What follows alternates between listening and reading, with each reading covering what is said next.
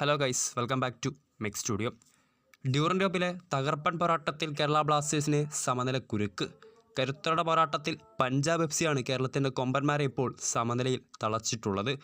ഓരോ ഗോൾ വീതം നേടിയാണ് ഇരു ടീമുകളും സമനിലയിൽ മത്സരം അവസാനിച്ചത്. കേരള ബ്ലാസ്റ്റേഴ്സിന് വേണ്ടി യുവതാരം മുഹമ്മദ് ഐമനും പഞ്ചാബ് എഫ് സിക്ക് വേണ്ടി അവരുടെ ക്യാപ്റ്റൻ ലൂക്ക മാറ്റ്സനുമാണ് ഗോൾ സ്കോറർമാർ. ആദ്യ പകുതിയിൽ ഒരുപാട് മുന്നേറ്റങ്ങൾ നടത്തിയെങ്കിൽ പോലും അതൊക്കെ ഗോളിലേക്ക് എത്തിക്കാൻ കേരള ബ്ലാസ്റ്റേഴ്സിന് സാധിച്ചിരുന്നില്ല. ഒടുവിൽ ആദ്യ പകുതിയുടെ ഇഞ്ചുറി ടൈമിൽ പഞ്ചാബ് ക്യാപ്റ്റൻ ലൂക്ക മാറ്റ്സനാണ് ആദ്യ ഗോൾ നേടിയത്.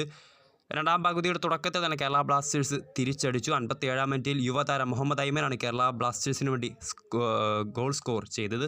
അതുപോലെ നോഹ്, പെപ്ര, ലൂണ സഖ്യം തന്നെയായിരുന്നു കേരള ബ്ലാസ്റ്റേഴ്സിന് ഇന്നത്തെ മുന്നേറ്റത്തിലെ കരുത്ത്. ഒരുപാട് മുന്നേറ്റങ്ങൾ നടത്തിയെങ്കിൽ പോലും അതൊക്കെ പക്ഷേ ഗോളിലേക്ക് എത്തിക്കാൻ കേരളത്തിന് കൊമ്പന്മാർക്ക് സാധിച്ചില്ല. സമനിലയാണെങ്കിൽ പോലും ഗ്രൂപ്പ് സിയിൽ നിലവിൽ കേരള ബ്ലാസ്റ്റേഴ്സ് തന്നെയാണ് ഒന്നാം സ്ഥാനത്ത് തുടരുന്നത്. 2 മത്സരത്തിൽ 4 പോയിൻറ്റുമായി ബ്ലാസ്റ്റേഴ്സ് ഒന്നാം സ്ഥാനത്ത് നിൽക്കുമ്പോൾ അതേ പോയിൻ്റ് ആണെങ്കിൽ പോലും പഞ്ചാബാണ് നിലവിൽ ഗോൾ ഡിഫറൻസിൽ 2ാം സ്ഥാനത്തുള്ളത്. ജയിക്കുന്ന ടീമിന് അടുത്ത റൗണ്ടിലേക്ക് പോകാമായിരുന്ന നിർണായക പോരാട്ടമായിരുന്നു. ഇനി കേരള ബ്ലാസ്റ്റേഴ്സിനെ സംബന്ധിച്ച് അടുത്ത മത്സരത്തിൽ മികച്ച റിസൾട്ട് ഉണ്ടാക്കിയാൽ നോക്കൗട്ട് സ്റ്റേജിലേക്ക് പോകാം. വീഡിയോ ഇഷ്ടപ്പെട്ടാൽ ലൈക്ക് ചെയ്യുക, ഷെയർ ചെയ്യുക. കൂടുതൽ വാർത്തകൾക്കായി ചാനൽ സബ്സ്ക്രൈബ് ചെയ്യുക.